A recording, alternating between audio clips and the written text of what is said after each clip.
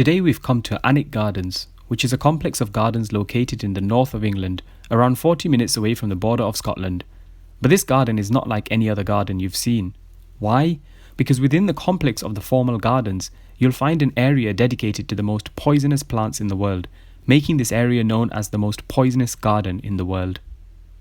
So, the story goes that the Duchess of Northumberland, Jane Percy, wanted to redevelop the entire garden complex in 1997. The garden's first ever foundations were laid down back in the late 18th century. The garden was completely transformed and now has the cherry orchard, an entire rose garden, and also the world's largest treehouse. But there's also this, the not so regular poison garden. Okay, so hello, I'm John. I'm the lead guide at the Poison Garden in Alnwick.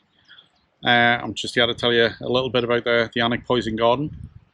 So we've got roughly about 100 plants that can all harm you in some way or other. Some of them will kill you, some of them will just give you a rash, some of them, even just smelling them, can be dangerous. So we've got everything from poison hemlock, cannabis, oleander. We've got some drug plants like the cannabis. We've also got cats, so we grow those under a special license from the Home Office, so we can do drug education to us with school kids. But mostly the plants in here aren't drug plants, they're poisonous plants. And a lot of them you can find in your own gardens at home. So we teach people to be careful, wear gloves, don't stick it in your mouth unless you know that it's safe, especially kids with berries. But everything in here, like I say, is poisonous. So we've got behind me oleander. So if you go on holiday to Spain, it's absolutely everywhere. But you can grow it in your own garden a little bit further south. We struggle a little bit up here with we get the flowers when it comes out the greenhouse, but they die off for the rest of the year. But if you were to eat just 4 leaves of oleander, you'd be dead within an hour.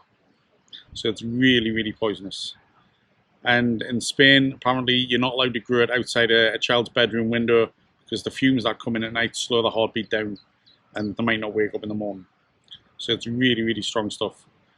The poison that's in there, it's very similar to a poison that's in the foxglove plant, but it's much, much stronger. It can't be used medicinally because of how strong it is. There were just so many plants to see and so much to learn about. But after walking around, the two that piqued our interest the most was the ricin plant and the cannabis plant. Castor oil plant is this one, the ricin. It's worth bearing in mind it's very small at the minute because our gardeners have only recently added it. So they're very small right now. Eventually they'll get a lot bigger, they'll be red. It's the bean of the plant, the seed that they make the ricin from.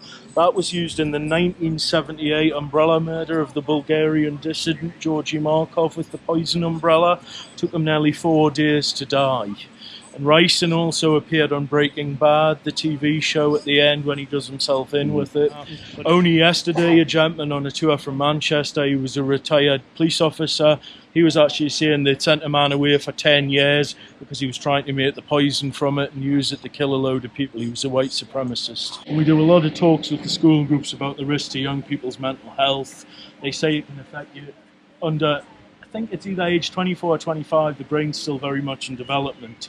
To make you more vulnerable to the effects of the cannabis, particularly because you get skunks, supers, all the different stuff, and the THC content of it nowadays is off the charts. It's very, very strong, some strains. But the crazy thing is you also get it for pain relief. Obviously, and even the body shop's got hemp-based creams and things nowadays, but that's a completely different side of the coin. A huge thanks to the entire team at Alnwick Gardens. If you're interested in visiting and want to know more, click on the link in the description below.